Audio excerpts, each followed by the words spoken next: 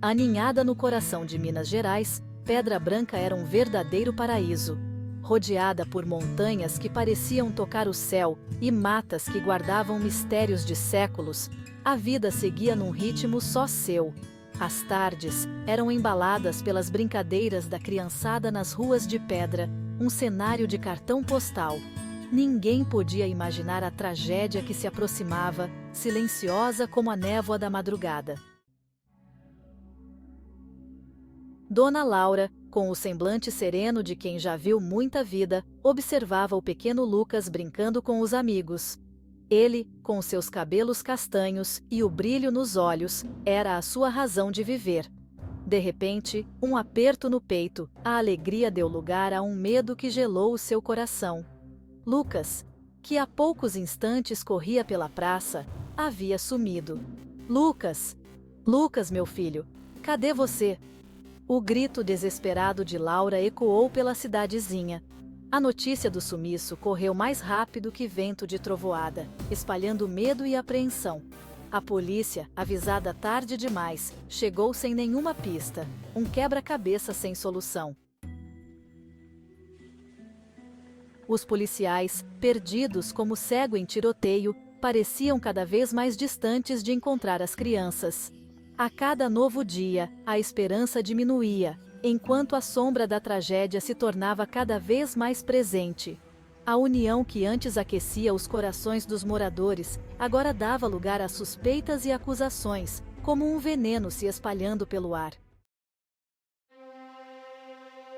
A imagem do sorriso tímido do Tomás, meu filho, era uma lembrança constante que me motivava a seguir em frente. Sua paixão por histórias fantásticas, que ele lia com tanto entusiasmo, me cortava como faca afiada, lembrando-me do que estava em jogo. O medo me paralisava, mas eu não podia deixar a sombra tomar conta de mim. Precisava ser forte, por ele e por todas as outras crianças desaparecidas. Decidida, me joguei de corpo e alma na busca pela verdade, determinada a não deixar pedra sobre pedra. Com a astúcia de uma raposa, planejei cada passo cuidadosamente, sabendo que qualquer erro poderia ser fatal. E com a persistência de formiga, comecei a minha investigação, vasculhando cada documento, cada pista, por menor que fosse. Eu não ia descansar enquanto não desvendasse esse mistério. A cada nova descoberta, minha determinação só aumentava. Mergulhei nos arquivos da cidade, empoeirados pelo tempo, buscando por qualquer pista, por mais insignificante que fosse. Cada página virada era uma nova esperança. Conversei com os antigos moradores, guardiões da memória da cidade, que me contaram histórias de tempos passados. Foi então que ouvi histórias sobre a lenda da Pedra Branca, a imponente formação rochosa que dava nome à cidade. Uma lenda que parecia ter sido esquecida pelo tempo. Contam os antigos que a pedra era morada de um espírito ancestral, um protetor da floresta e de seus habitantes. Um guardião que zelava pelo equilíbrio natural. Mas a lenda também sussurrava sobre um preço pela proteção, um sacrifício oferecido em noites de lua nova. Um segredo sombrio que poucos ousavam mencionar. Intrigada, continuei minha busca, procurando conexões entre a lenda e o sumiço das crianças. Sabia que a verdade estava lá fora, esperando para ser descoberta. Será que alguém resgatou os antigos rituais? Me questionei, enquanto folheava um livro antigo sobre o folclore local. A Pedra Branca me chamava, e eu precisava encontrar as respostas.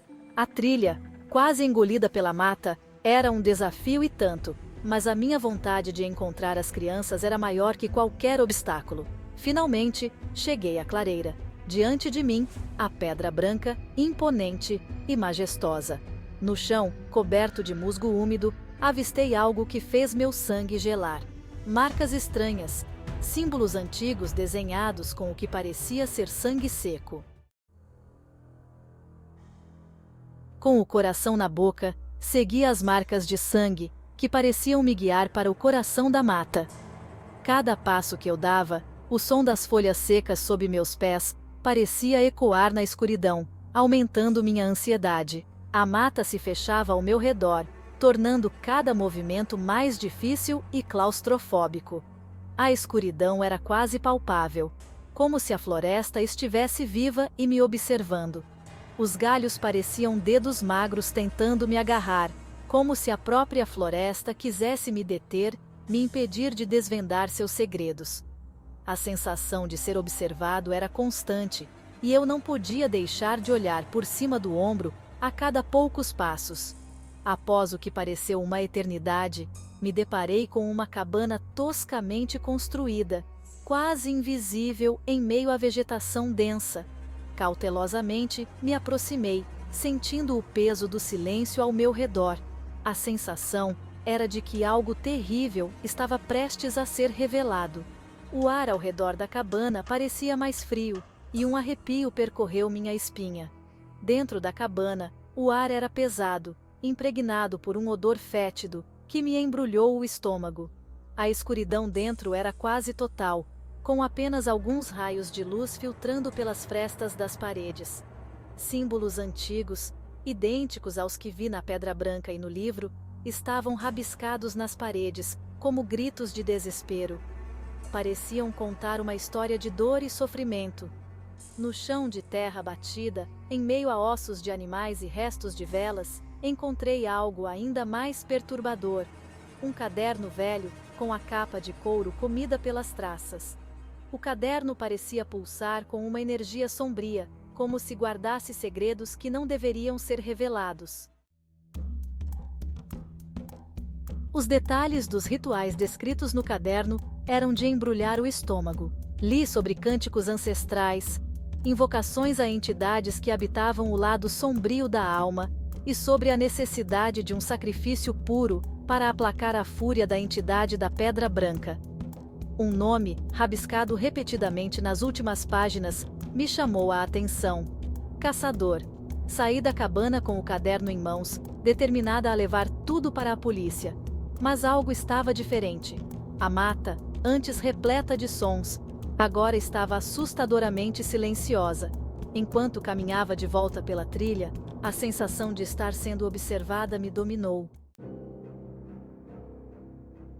A mata parecia se fechar sobre mim, os galhos agarrando minhas roupas como se quisessem me prender ali para sempre. De repente, um vulto escuro se materializou na trilha à minha frente. Alto, envolto em um manto que escondia o seu rosto, ele exalava uma aura de perigo, como um animal selvagem pronto para o ataque. Paralisei, meu coração batendo tão forte que parecia querer rasgar meu peito. "Quem está aí?" perguntei, minha voz soando fraca e distante. "Você mexeu em algo que não devia. Agora vai pagar o preço." Com a voz embargada pelo medo, tentei argumentar. "Eu sei o que está acontecendo", disse, tentando manter a calma apesar do pavor que sentia. "Sei dos rituais das crianças, dos segredos que você esconde. Você precisa parar com isso. Não pode continuar assim, destruindo vidas." O vulto soltou uma gargalhada gutural que ecoou pela mata, me causando arrepios. Era um som que parecia vir das profundezas do inferno. Em um ato de desespero, ergui o caderno. "Eu tenho provas, provas que podem acabar com tudo isso. Vou entregar tudo para a polícia. Vou contar tudo o que está acontecendo. Eles vão acreditar em mim." Minha voz tremia, mas eu sabia que precisava ser forte. O vulto avançou em minha direção, seus passos silenciosos, mas ameaçadores. Recuei, tropeçando em uma raiz traiçoeira que parecia surgir do nada. Antes que pudesse me levantar, senti mãos fortes me agarrando, me erguendo do chão com uma força desumana. A última coisa que vi antes que a escuridão me engolisse foi o rosto do vulto, finalmente revelado sob o capuz. Seus olhos brilhavam com uma maldade indescritível. O corpo de Maria foi encontrado na manhã seguinte, na clareira da Pedra Branca.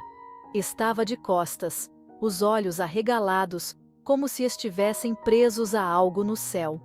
Suas mãos ainda agarravam firmemente o caderno, agora manchado de sangue. A morte de Maria caiu como uma maldição sobre Pedra Branca. O caçador, como era chamado nos relatos do caderno, nunca foi encontrado. Os anos se passaram, mas a ferida permanecia aberta. Pedra Branca aos poucos tentava se reerguer das cinzas. As flores voltaram a colorir a paisagem na primavera. O riso das crianças, ainda que tímido, voltou a ecoar pelas ruas. Mas as cicatrizes da tragédia, essas jamais se curariam. Maria, com sua coragem e determinação, se tornou mais uma alma a vagar pelas sombras de Pedra Branca. E assim, a cidadezinha seguia, carregando o peso do passado, para sempre marcada pela tragédia.